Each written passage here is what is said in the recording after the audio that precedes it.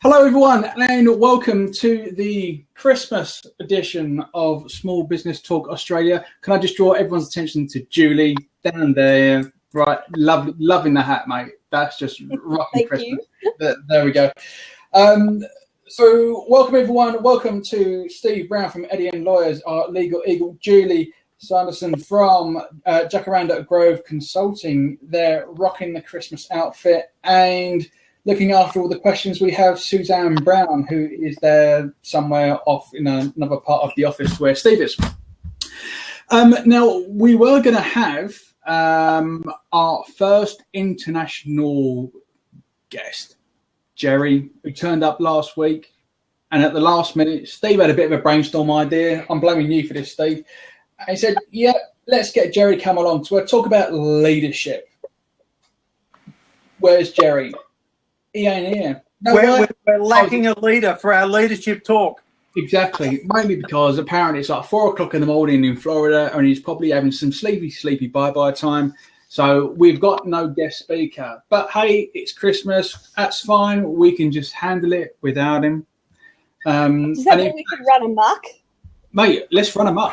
I'm all up for that. Now, if anyone here is watching who is in the leadership sphere and knows what it is to make a good leader, I've got an open seat. So if you want to jump in, but we're going to be asking questions and you better be answering them, otherwise you're going to get kicked. I'm English, sorry, that's just the way we roll. So if anyone in leadership, you want to come in, if you know a mate that's into leadership, I've got a seat right here, come and grab it. Otherwise, we'll just carry on and we'll just go along on our little merry way. So today we're going to have a chat about what makes a great leader, because this is something for small business owners that I always thought if you're a small business owner, you've got to be a good leader. You've got to be an innate great leader, because if you've got the balls to go and start a small business, then you must be a leader. But turns out, no, quite a few people that start small businesses aren't leaders. They're sometimes like a bit of a lemming and just get led in all sort of directions which are probably not particularly great for their business. So I'm curious to know, what makes a great leader? Julie. Oh, gosh, there's so many things that in a way, first of all, my feeling is you have to understand what kind of leader you're wanting to talk about. You can have the operational style leader, which is a really different kettle of fish to a great entrepreneurial leader. So I think probably my view is to talk about an entrepreneurial kind of leader, which is the kind of person that will be the one to run a successful small business. They'll have a great operational leader somewhere in the background, making sure that everything happens. So talking about that style of leadership, I think there's a number of things that I would look for. Communication skills are huge, because not only do they have to be able to communicate their vision of where they want things, people, the company to go, they also have to be able to tell the stories, because it's the ability to tell the stories, just as it is in marketing, that will make people want to pick up their swag and follow you. Unless, it's a kind of a poignant time of year to be talking about following a star, but essentially that's what you're doing. You're trying to find a star to follow, and somebody who's starting a small business or who's looking to start something even a lot bigger. Let's follow the star, little baby Jeebus. Yeah. So anyway, that's my first thoughts. Communication is critical. Fair enough. I mean, there was someone that I used to work for, and Stephen, you're going to know exactly who I'm going to be talking about here. And I'm just in the case that he's watching, I'm not mentioning any names. So I'm just covering my backside here. But now he was an interesting chap, because he was inherently what I feel he was an inherent leader. He was very, very good at leading, but his ability to communicate was very sort of one-sided. It was, you will do it this way. There is no other way. It is this, and if you don't do this, then you're going to get slapped. So, and I find that sort of style of leadership somewhat off-putting. So I think that sort of conflicts with with my personality, and I think that's a bit inherent with leadership in inverted commas. Is that you've got so many different types of leaders, which is what you alluded to before. That you've got to find that person who is in that leadership role that has the ability to communicate at all levels. Because if you can't, then I think that's where you're gonna fall over straight away. And I think what you're talking about there is a very old style of leadership where it's very directional rather than participatory, you know, where you really want to have people involved and coming along for the ride. Yeah. Sorry, Stephen, did I cut you off there? No. I was just agreeing in the sense that that particular person was a leadership from a sporting background where there was a captain and the captain ruled the roost and everyone was to follow along with that team, and there was to be no independent thought because it was to be team speak as led by the particular captain. The other sort of leadership is the Asian groups. A lot of our clients have Asian people, and their leadership is very much like that. There's one person who's in charge. They try to be consensus. There's not a lot of participation in the decision making. It's this is what we want to do. What I did discover from working with some of these clients too is that at a board level, although they all the investors participate at the board level, what they will often do is one of them will take the running of a particular job or venture, and the others will allow that person to do it. Then there'll be another venture where the person sets it up, and they are the same participants.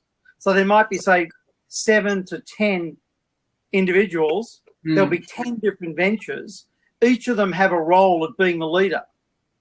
So rather than working together, they throw their money together on all the ventures, but each of them has their own particular passion, which the others acquiesce and let them run. It's an interesting way of doing it.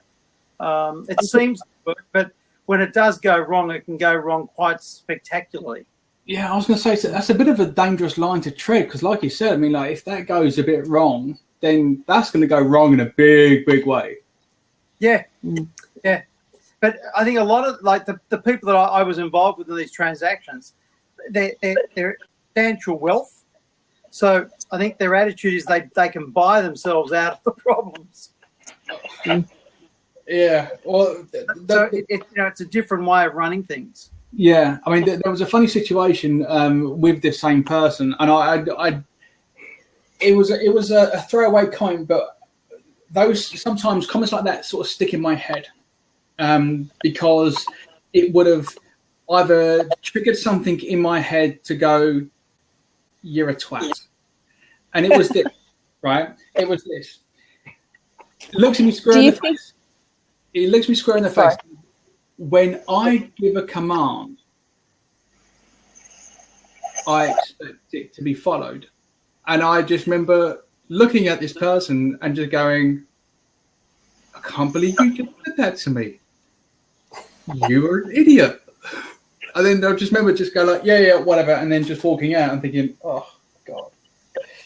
I think that it's really interesting you talk about that and him coming from a sporting background. I think that there is a place for that style of leadership, and coming through the sporting background, when you consider that the sports field has become the warrior field of our past, so that the warriors become the sports people, our defence forces are our warriors.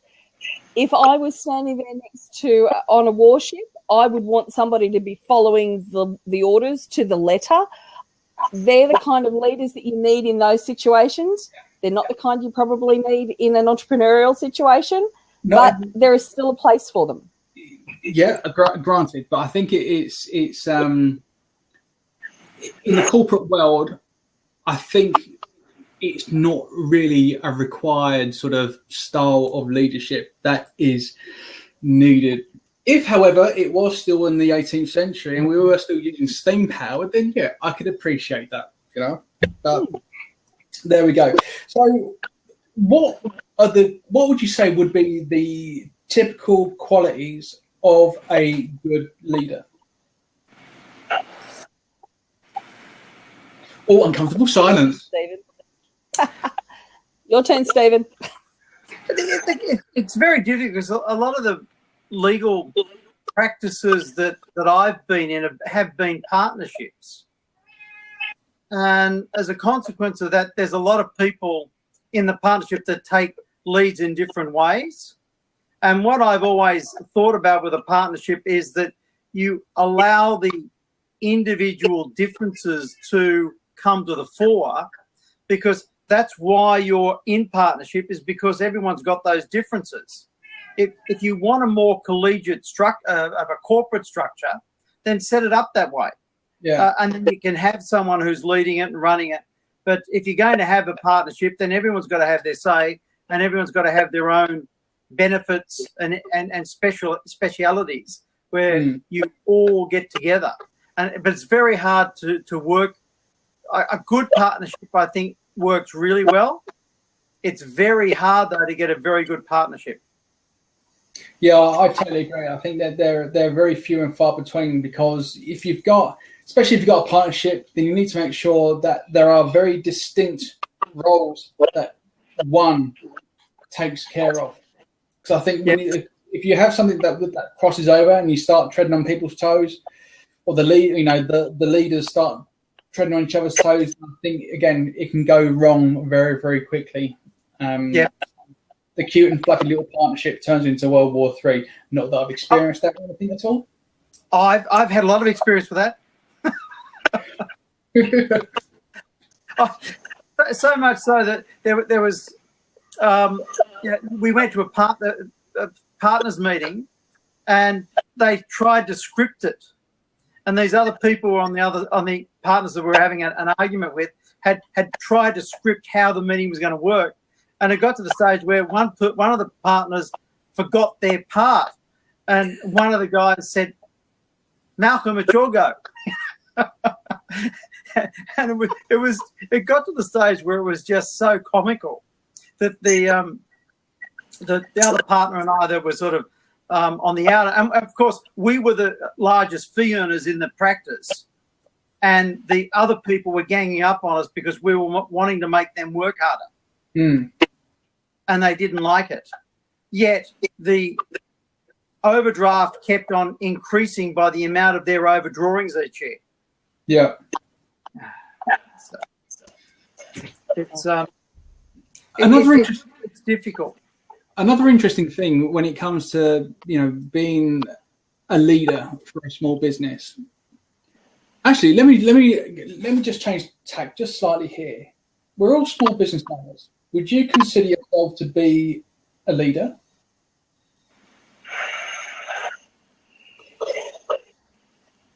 Or no. Well, I'll stick my hand up. An all-rounder? Yeah, I think that anyone who wants to bring people with them to a specific point of view is, in fact, a leader. So I'm sure that Stephen, in his dealings with clients and in his dealings with the people he has to negotiate against or with, and when I'm trying to assist a small business owner come to a decision on how best to market their business, in a way you are acting as a leader in all of those situations. So a great leader is somebody that people will choose to follow because of how they've behaved and how they've communicated. But is that different, though, from... Because like when you let's take your example, Julie. If you're teaching someone about marketing, you're teaching them your expertise. Is teaching someone expertise different than being a leader? Well, see, clearly you're a leader. You're clearly a leader from what we see in our networking group. People look to you when they want decisions made. Yeah, but see, this is funny because I never ever consider myself to be a leader. All I am is a sarcastic idiot. That's not the way it comes across to the rest of the group. So I've got no aspirations to be a leader, but at the same time, I don't take any poo. So I know, is that quality of a leader? I don't know. It certainly can. It can be. And there are certain businesses where you don't necessarily want the absolute lead, like a franchise organisation. The head of the franchise organisation needs to be the organiser, the leader, but you don't want each franchisee to be the leader, because if they see different ways of doing things, then the franchise system is not going to have any uniformity. It will break down. That's true. The empirical evidence that I've seen is that with a franchise, the best type of people that are franchisees are military and public servants who operational leaders. Yeah, they're used to working in organisational leaders, and they can get the organisation to work. They can do it, but then they don't think on the bigger picture, where the franchisor is the bigger picture person who sets up the entire structure, and they work and lead within the fixed confines of what the franchise structure is. Whereas if you get an entrepreneur to try to be a franchisee, it just falls apart. And in a lot of small startup franchises, you get the real problem where the franchisor wants to have people like them, so they choose another entrepreneurial type person to be the first franchisee, first or second, only to find that they end up with loggerheads arguing about which way the business should operate. Yes, that's really the last common. person you want as your first franchisee is someone who's an entrepreneur. Yeah, but and I could be repeating myself here, but when you have someone who is trying to be or wants to be a leader,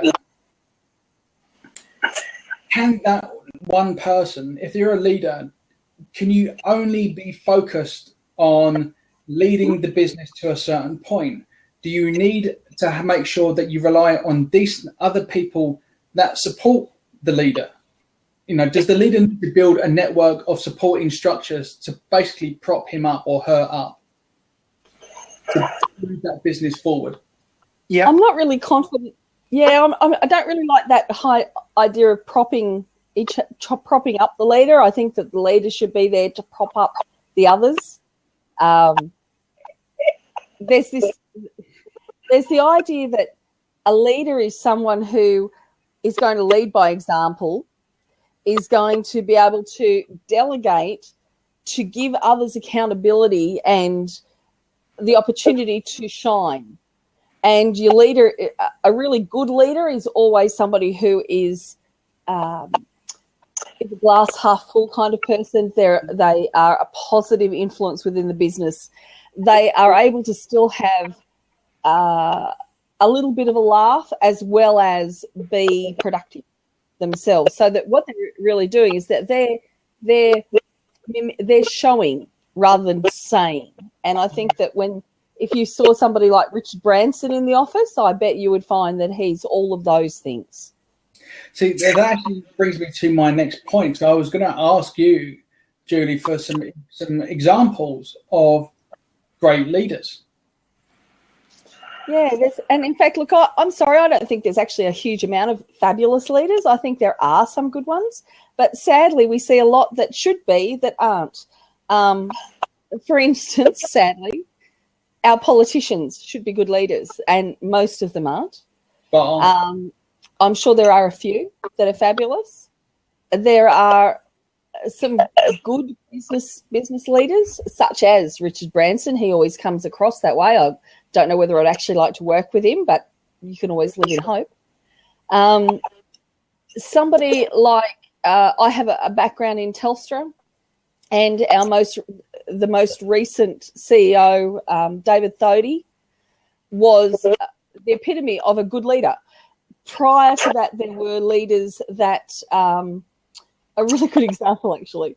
Back in the early 90s, Telstra moved from being Telecom to being Telstra.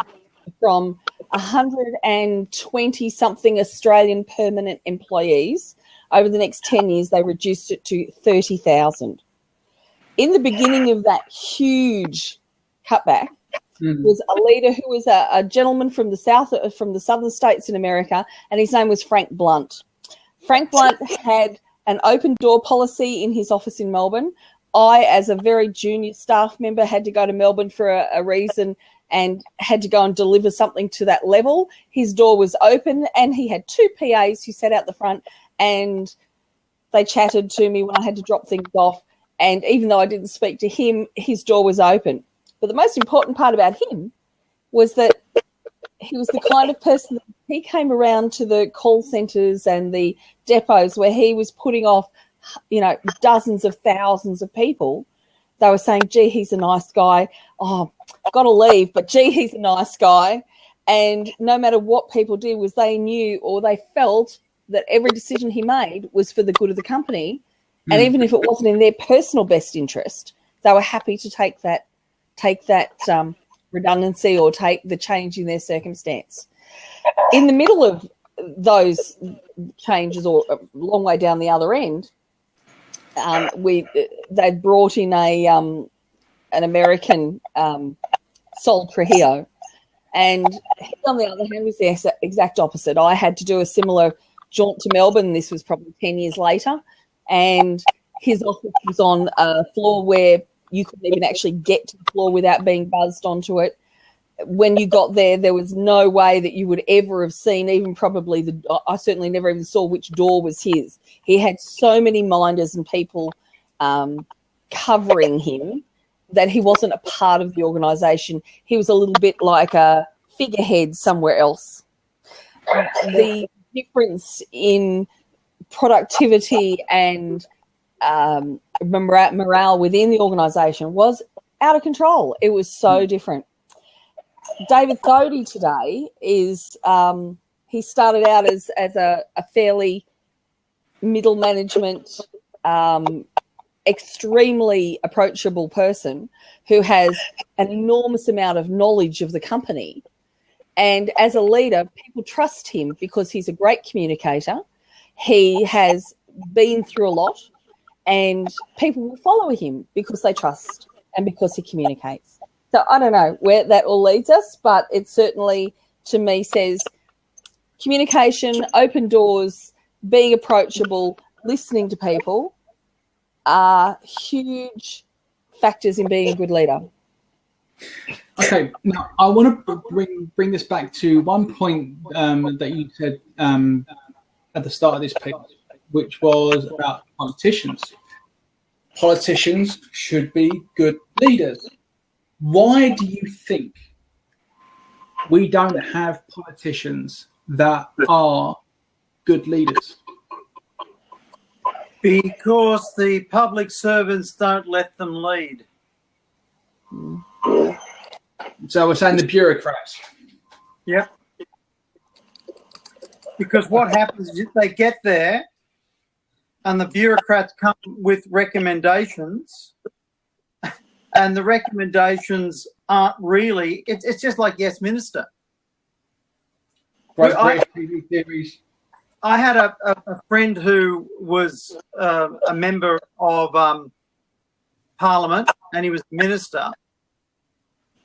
And in fact, I knew at this particular time about 3 or 4 of the ministers in a particular government. And so much so they were at our wedding, and so we knew them at a very personal level. And so we could chat to them and say, look, why? And I had to chat to one of them once. Why is it that I know what your view is as an individual, and I know these other two guys' views, but when you go into cabinet, the decisions you come out with are nothing like your personal views? And the answer was, well, the recommendations that we get, we think we have to manage or govern for the bulk of the population. So rather than doing what they want to do as leaders, they become subservient to what the bureaucrats think is the best way to manage or govern most of the people, which basically means no one is getting what they like, because there's no real leadership. It's just by mediocre consensus. And therefore, you're not going to get a lot of strong-willed people wanting to be in government when, having gone through the political system, you see what happens. And therefore, you have to appreciate that if you're going to get into politics, then there's not much you're going to be able to do. Because one, you've got to convince all of your brethren, your colleagues, to have a particular political stance.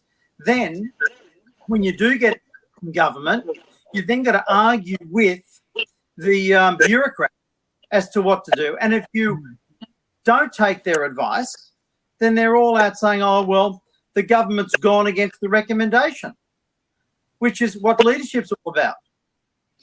It's just bizarre. Yeah, thanks, mate. You've now just royally depressed me. Thanks. Why? Merry Christmas, everyone. Welcome to the Brown Show.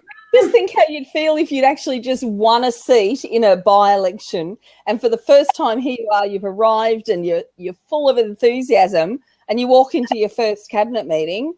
It would be really, really depressing. But we don't have to worry about that. Now, Evolving Human. Hi, Evolving Human. I don't know your real life name, but you put up a really great question there. So how do we create a solution from the inside? How do we, as people that elects these people, that are the elected representatives of us, how can we change this?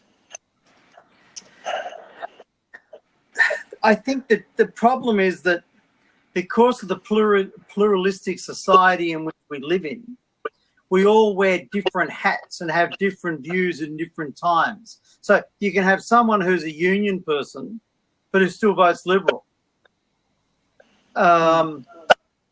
You can have a politician who goes to church but has to deal with same-sex marriage and abortion. But their religious beliefs may not be attuned to it. Now, you'll have those that will stick to their religious beliefs because their religious beliefs are more important than their political, where you'll have others who their political beliefs are stronger than their religious. And the difference is we've got so many different people in the community. We don't, whilst we have a general, look at the Liberal Party at the moment. It's so fractured between the Conservatives within the party and the small L Liberals that they itself doesn't even know where it's going. I think probably one of the solutions, and not that, there are so many different possibilities, but one of the things that I think would be fabulous is to get the everyday people like us more enthused about politics. I think that we have become incredibly complacent. I know I'm preaching to the converted here. But you've been to a political meeting.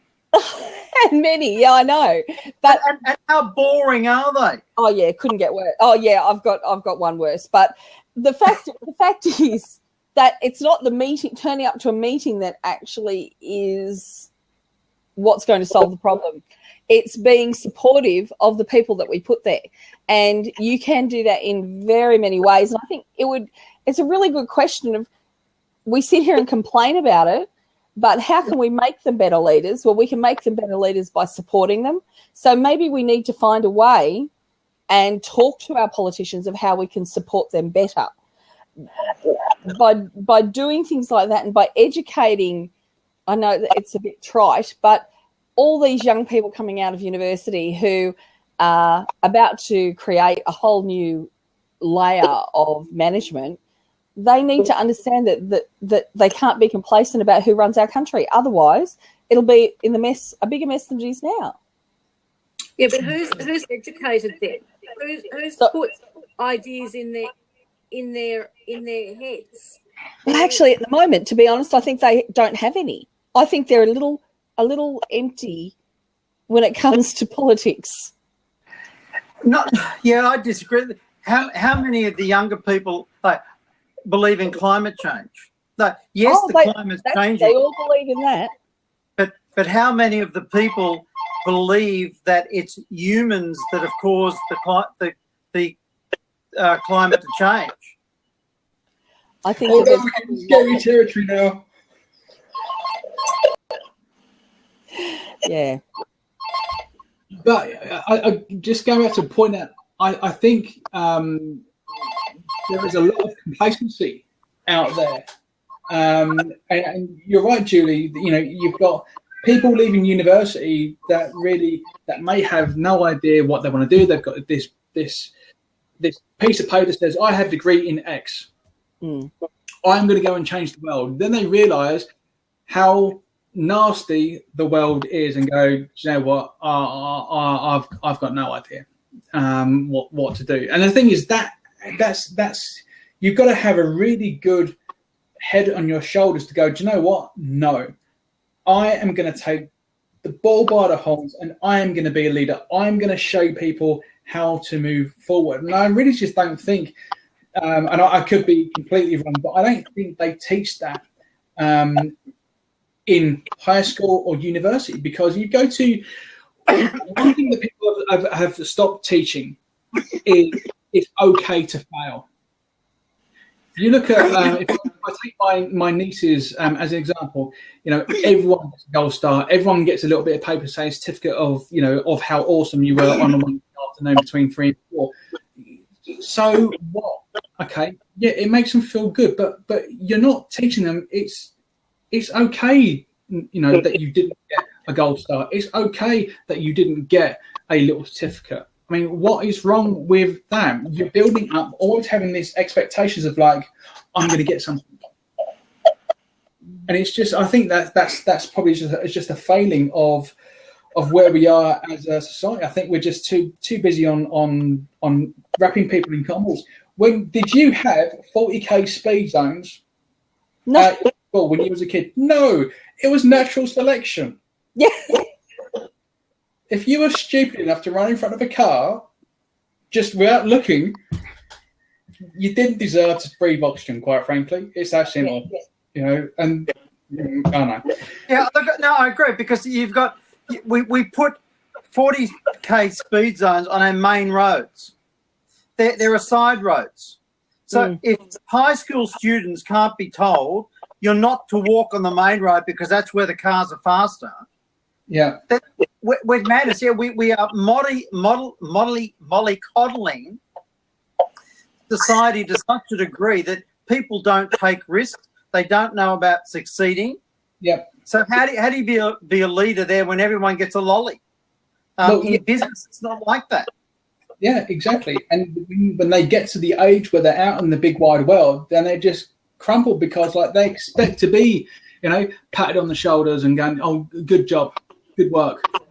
You've just cost me a client, but good work. Thanks, mate. Cheers. This is why we're having an issue with the millennials changing jobs all the time, because they're getting bored. They're not getting rewarded sufficiently for what they're used to getting at school. And so they say, oh, well, I'll go somewhere else. They'll look after me. They'll treat me better.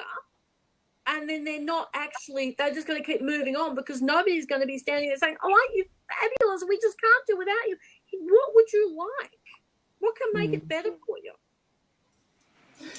It's a challenge. And there's some actually really good questions and comments coming through. And I noticed that one of them is, why do we need a leader? And, it's a valid question that I've often wondered that myself. However, I think that with groups, unless you have a leader, it is very difficult to get anything completed. You know, somebody said to me, a very elderly gentleman, I was in, I think I was in Paris, and no, somewhere like that. And there were these beautiful statues that were created to celebrate somebody's win or somebody's success. See how my brain's going. And this elderly chap said to me, well, you know, they've never actually put a statue up to a committee, have they? And I think that that's a really great, it's a really important idea that without somebody to help lead and gather the thoughts together and gather people to get to a vision, to try and get there to the at the end, without somebody to lead, it probably will never happen. So that was just a thought. Yeah, I mean, I don't want to get all sort of like David Attenborough on everyone as well, but when you think of where we come from, end of the day, we're monkeys with opposable thumbs. We were lucky. You know, if you can go back that far, there's always that, and there's always someone back then that is a leader. So, I mean, you know, I think that's probably something that's just genetically being put down the lines from the dawn of time to where we are now. And maybe, you know, we're just not equipped enough to go, well, we don't actually need a leader. I think whatever we do, I think there's still going to need to be aspects of someone having a leadership role, someone to make decisions, because there are people out there that are not of that personality type to go and make a decision. They will just go and buckle, they will go and fold, they will go and hide underneath the table and go, no, I can't deal with that, because they can't deal with the stress. So, but if we look at that, take that to one side, and then say, look at the millennials. Are the millennials in a position? There must be someone out there. If there's any millennials looking, you know, watching the Blab, please just type something in or do something and say, look, I am a leader. Yes, I can do it. I'm going to show you how it's going to be done. Because, you know, even like Gen Y, you think, you know, Gen Y are now middle management, and millennials are coming into that management line as well. So you think there's always that negativity. It's like always that complacency. It's that expectation. I want it on a plate. I don't want to work for it. Me. Do we actually want? Does anyone actually really give a about it? Well, no. Well, we've got one. Oh, there we go. Evolving human, right there. So I'm okay. Evolving human. Okay, I'm curious now. What are you leading in? And in fact, actually, I'm going to do something really drastic here. Suzanne, would you mind dropping out, because I'd like to get Evolving Human to come in, if you're okay with that. If you're a leader, come on in. Call it. Let's go. Yay. Oh, look at that, straight away. Elena. Fantastic. We've got a guest.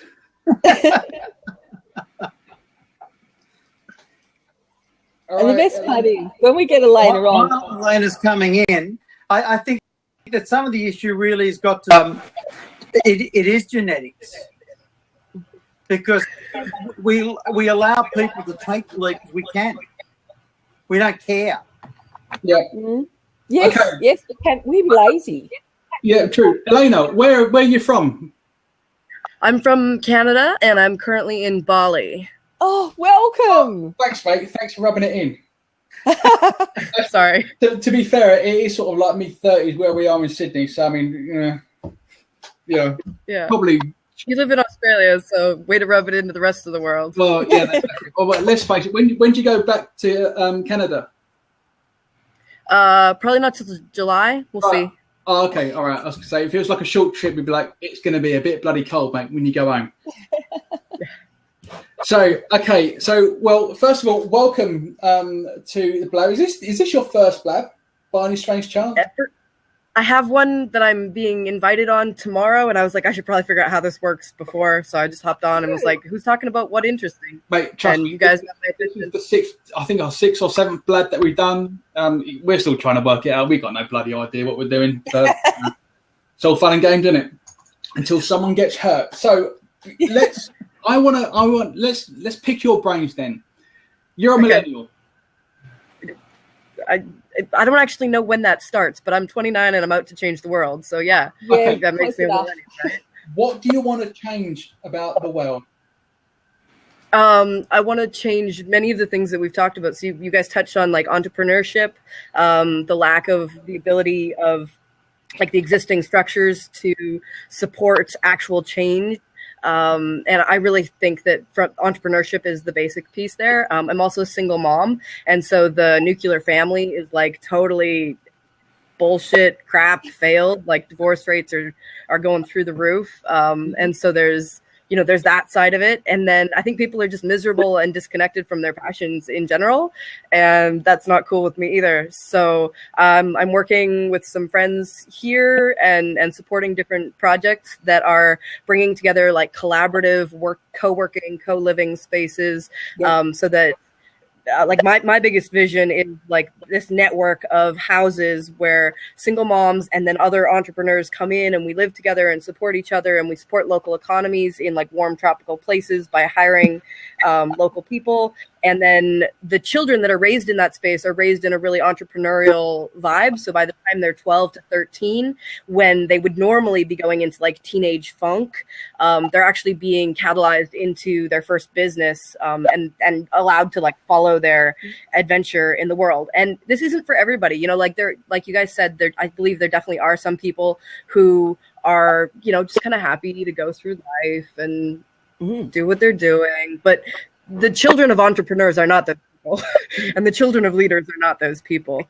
There's kind of this saying that I've gripped onto that is that, it takes about 1 in 10,000 people to really create an inspiration, a change that will impact the quality of life of the rest of humanity. And so it's about incubating those spaces and those people and really helping them to take it to the next level and bring their ideas to reality. So bringing collaborative entrepreneurs together. Moms have such big, huge, like giving, community-minded hearts. And they're always trying to give to other people. And so I think those are actually, we talk about the unwilling leader. Yeah. The people who want to be in power are like, should not be in power. Moms don't really want to be in power, but they do want to help everybody. So when we put them in charge of like creating good community systems, everybody benefits, including the dads and single guys and children and other moms and other not moms and everybody. Old people, don't forget old people. I sometimes forget, and they're really important. No offense if anybody, but like, I was kind of raised without a grandma, and I think that's really sad. So I want more grandmas for my calling old? Child. Just for clarity, calling old, mate. Anybody over the age of 70 is old. Oh, that's okay. We haven't got there yet. Phew. Yeah. Breathe, guys, breathe. We're not there yet. We're just middle-aged. But, mate, Elena, I love you. That's just like you are probably the only millennial that I have come across that has just quickly, precisely, and articulately just gone, bam, that's it. That's what I want to do. This is my vision. This is how it's going to change. Mate, superstar. Why don't they have visions? Well, I think because they feel disempowered in the world. Like I was always disenchanted with the school system. I was like, okay, I'll jump through your hoops for like 12 years. But then when I'm done with that piece, right? Yeah. I went through like a highly academic program. And when I finished, all of my high schoolers like went on to do another 4 to 8 years of university. And I was like, no, that's not going to work for me. That's going to turn me into a tool. And I don't want to be a tool. Well, I mean, I do want to be a tool for evolution, but I don't want to be a tool for the man, right? Be a tool in the right toolkit, not a just to make someone else happy. So how long have you been in Bali for? Working on 3 months now. Yeah. Right, okay. So Elena, sorry. What can you see is from the garden variety business person out there, what sort of support would you see as being useful to help new leaders coming through? What sorts of things could you benefit from? Oh my God. I think the biggest one is just not knowing that they're not alone. Like a lot of the people that I know who are leaders, they're like, I'm weird and I'm scared that other people are going to think I'm too weird. And then I'm like, they're going to burn me. Right? It comes with this sort of like having the courage to stand out, which is part of why I'm in Bali, because there's a co-working space here. And there are a lot of other people who are on this kind of mission who are like, we're here to create change. And so that's been probably the most supportive thing for me. Okay. Mentors? I've had a couple of mentors that were really key for me. I would say the biggest challenge around mentors is that, like, as business is growing, balancing cash flow and like paying for people who are really qualified to help versus like actually having cash to pay for it. Like that's probably been a challenge for me. Because I'm in business for myself and like still learning, you know. I think the education, like I wasn't primed to do this at all. So I spent the last 5 years basically like flowing on passion and like enthusiasm. And, this is the same for all of us. I don't think any of us were sort of primed to be business owners. You know, it's something that we stepped into. It was something because either we followed our dreams, we followed the passions, and we didn't want to sort of conform to say, right, you know, I don't want to be stuck behind a desk in a corporate job for the rest of my life. I wait until I'm 65, draw a pension, go and spend my pension, then die and leave my money to someone that really doesn't give a crap apart from the fact, oh, Uncle James has died. Nice one. Thanks for leaving all that money. You get on, jog off, mate. So, yeah. So it's fantastic to sort of hear, especially from someone like you, to go, no, I don't want to do it. Now, the question is, are there more people like you out there? Yes. So there's at least 200 people who are working out of the space in Bali, and they rotate every month. There's like probably there's probably new 50 people in there every month. And then, you know, I've connected with so many people here who are doing, if you look at co-living or co-working and you Google that, like there's so much. I did not even know, like digital nomads. There's this whole community of people who are basically committed to living unconventional lives and like making a change in the world, making a difference in the world. And my friends here are working on Thrive Hive. So they're bringing together, like, that's who I'm doing the blab with tomorrow. They're working on bringing together like high-level entrepreneurs with mid-level entrepreneurs to help support them and like bring everybody up in like a living environment as opposed to a traditional workshop environment. Because once you get to a certain level of like self-mastery, you're not really like you don't really benefit from workshops as much. It's better to go spend time one-on-one with your heroes and like soak them in and then become cooler as a result. Fair enough. So in what you are achieving, just explain what it is in a nutshell. The thing I'm working towards? Yeah, absolutely. Yeah. You're growing something. Just explain what you are growing and where you want to take that. Okay. Give me 1 second just to like anchor really deeply into the goodness of it. That as much time as you want, mate. I'll go make myself a cup of tea if you like. No, not that long.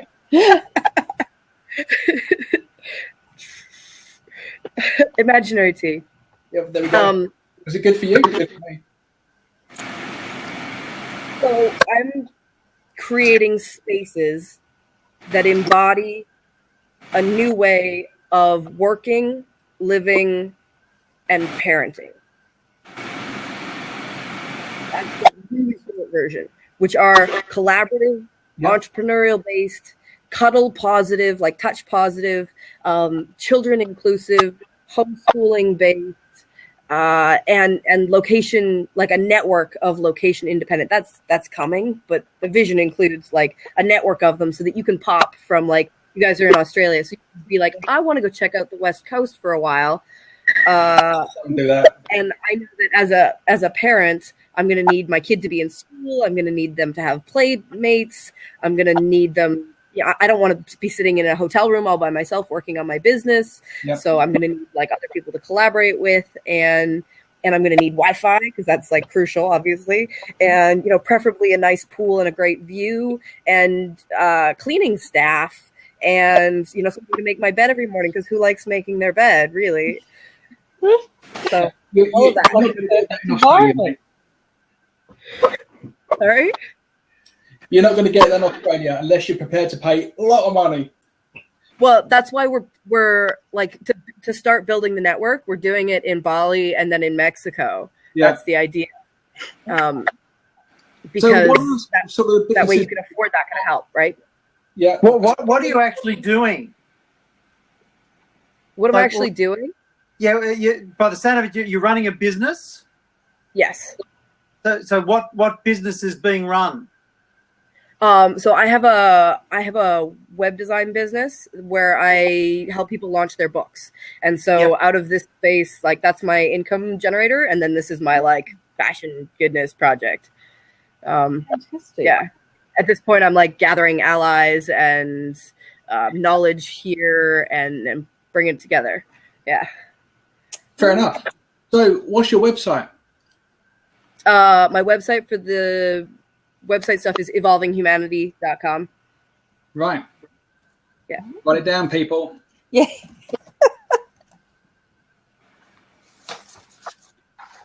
Or you could just provide a link. There we go. Even better. That's technology for you. Okay.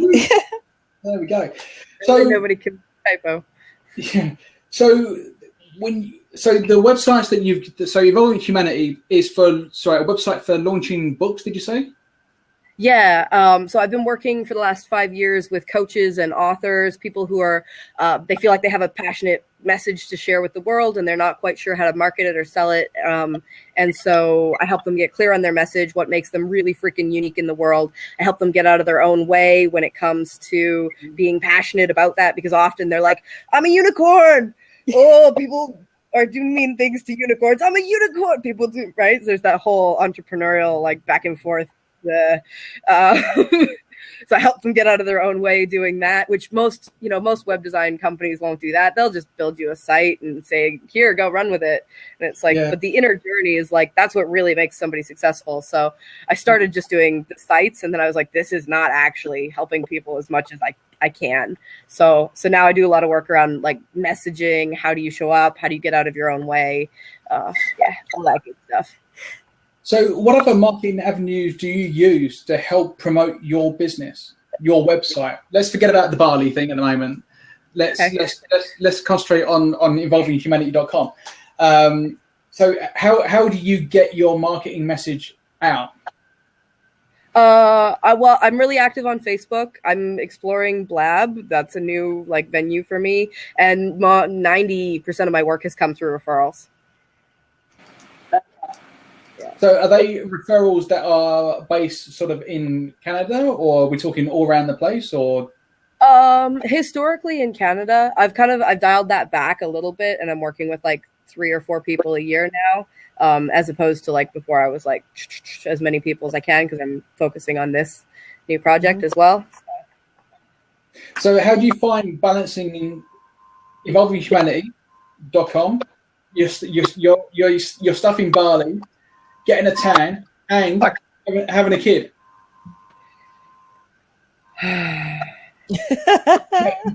Good answer. I'm in Bali because I can hire 2 full-time helpers here, one who cooks and cleans and one who takes care of my son, so that I actually have time to work on my business and go to yoga without feeling like a spaz. Because I used to do this and feel like a spaz, and now I'm like, no more. I feel like I've been monopolizing the conversation, so I want to ask. We're fascinated. Trust me, originally we had planned some bloke from South Carolina, or was it Florida? Florida, sorry. the whole play was about leadership. So he was like, "Hey, yeah, I know about leadership." So we were like, "Okay, well, let's get you in, our first international guest." He hasn't turned up. Lovely work, Mr. Leader. So we were just talking about leadership, and again, we sort of done a bit of this with the topic, and then out of nowhere, you turned up. That's good. So what sort of what have you had people that you've seen as leaders that you've followed to get where you've achieved? The people that I follow, yeah, I mean, definitely there's sort of within my industry, there's quite a few leaders, Danielle Laporte being one of them, Brendan Bouchard, oh my goodness, Marie Forleo is another, Christian Mickelson is somebody that people usually look forward or like look up to in terms of like how do you sell coaching. And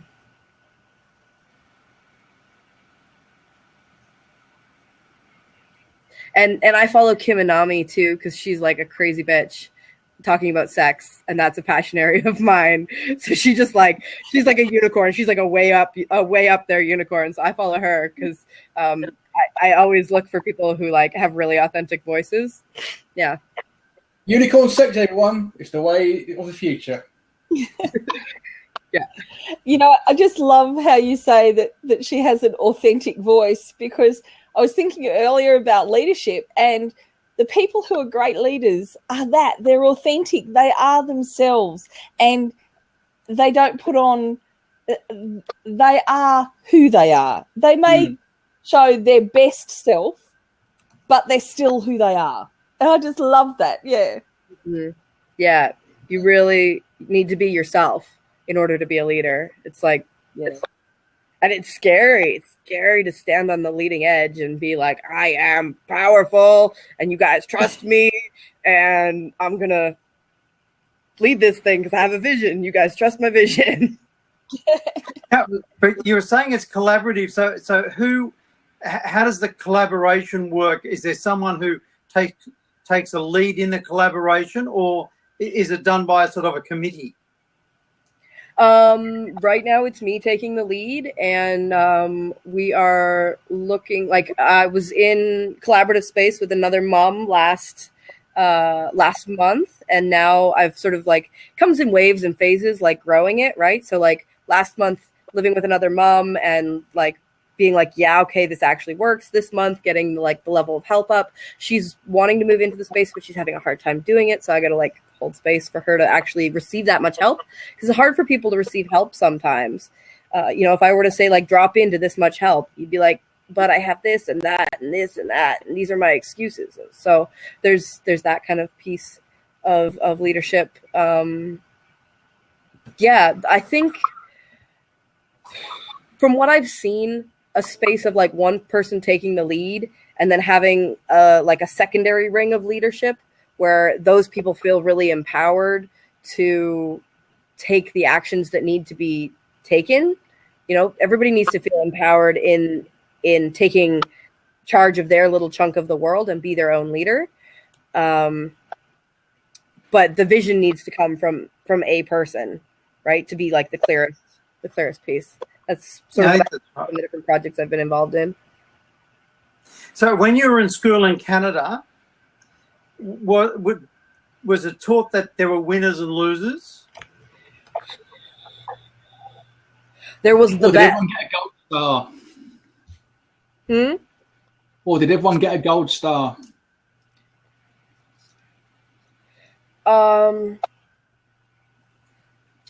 I would definitely say that, I mean, I went through the International Baccalaureate program. I don't know if you guys know what that is. Yes. And so, like, I was already in a group of high achievers, people who were, like, academically good. So there was kind of this feeling of, like, we're all a little superior to everybody else because we do well in school. You know, that was kind of there. But then within that, like, there were definitely, like, these people were in the top of the class, and winners and losers. I suppose what I mean by that is that what's happening a lot in our schools at the moment in Australia, when the children get report cards, they don't get A, high distinction, or a raw score, they get Betty is achieving well. Betty could try harder. And so there's no grading system. So parents don't know, the child doesn't know. Where do you improve? You just get these meaningless sort of jargon phrases that doesn't really help anyone. No. And I was just wondering whether that's the same was happening in Canada, or whether your system has enlivened you to be more entrepreneurial because there was the sense of achievement when you went to school. I don't think the school system helped me at all. I mean, besides like basic literacy and learning how to socialize while not getting caught. You know, like basic literacy, literacy, but in terms of like how to run a business, how to like balance bank books. I mean, I've had to learn all of that stuff like outside of school. That's part of why I'm passionate about recreating like how we're educating children, because we don't teach them stuff. I mean, and we don't teach them manifestation. We don't teach them like how to relate with other people in a happy way. We don't teach them like there's so much stuff. But why do you think that is? Because the school system is designed to churn out people who will suffer through 9-to-5 jobs. But it wasn't always like that. It wasn't always like that, but the modern school system, as it's set up, was created at the beginning of the Industrial Revolution when they were gearing people to be like machines in assembly lines. And it hasn't changed much in the last 200 years. It's changed some, but not enough. I mean, there's a great TED Talk from a teacher, and he's like, I can't remember. He's a African American guy from New York, and he's just like, this system has not changed in 200 years, and I've tried to change it from within. That's the same topic you guys were at when I popped in here. Is like, we've tried to change it from within, and it's just not working, right? And so that's why I think it's really up to people who are like, well, we're already not vibing with the system, so let's create a different option. And there's lots of people who are already doing it. I think a big piece is bringing awareness to the fact that there are so many people doing it, and that it's not so mainstream to be mainstream anymore. I think there are a lot more people that are enlightened into knowing that there's something else better than the way it is now. But I think the problem is trying to break down those barriers with the bureaucracy of the establishment to try and change things for better. So, and it does take people like you, Elena, to sort of go, no, there is a better way, and I'm going to show you how it's going to happen. So, and I'm very impressed, except for one thing. Okay. You do need air conditioning. I do need air conditioning. You cannot be in Bali without air conditioning. Air conditioning is your friend. It's freaking hot. It's true. There's air conditioning in the room downstairs. I've been to Jakarta. I know what it's like, but I do not go anywhere unless there's air conditioning. Yeah, first world problem, sitting right there. Well, first world problems are the worst. First world problems are the worst because, like, third world problems, like how do I eat and how do I, make sure my family has a roof over my shelter, like people will help you with those voluntarily. If you ask for help, people will help you, and you're more than likely to ask for help. But first world problems, you're like, oh, but that's not really a big deal. And it's like, no, you're at a level where you need help with that in order to make it to the next step of your life, but you won't ask for help because you're like too ashamed of feeling overprivileged and over picky and like a princess or a prince or a king, right? Like you're scared of stepping into your entitlement. And I sometimes my Wi-Fi. Exactly.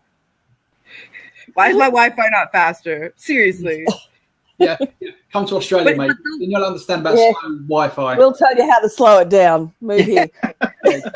Move to Australia.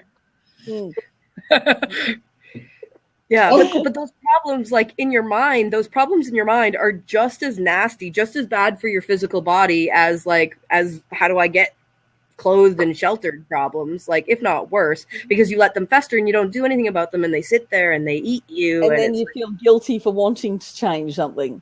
Guilty for wanting to change something, and you don't do anything, and it's like, bleh. I've seen more people consumed by first world problems and like killed by first world stress than anything else. Like all of the like overeating and over drinking and, you know, not coming home early enough to visit your wife and like drinking and workaholism, like all of that is first world problem stuff that people can't work through, and so they just pour themselves into something. Mm-hmm. Yeah, that's it. Welcome to the human race, everyone. Yes. Yeah. We're on a mission to change it, and to let everybody have lots of leisure time and hang out with people they love and do fun things. Yeah. There we go, ladies and gentlemen. It's right there. Yeah. Mm. You are probably you are the smartest person that I have seen and spoken to for a long, long time. So, mate, and for someone that's just joined Blab, like us newbies as well, mate. Awesome. So when's your Blab on next? Tomorrow at 9:30 a.m. Bali time, which should be the same for you guys depending where you're at in Australia. About 11 o'clock, 11 a.m. Okay. 11. Might be able to get that in before we go to the pub, Steve. Well, yes, I am going to a long lunch tomorrow and Thursday.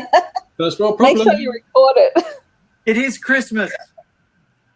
Yeah, that's it. Well, actually, I think it's a good point, Judy. Make sure you record the Blab, Elena. Mm.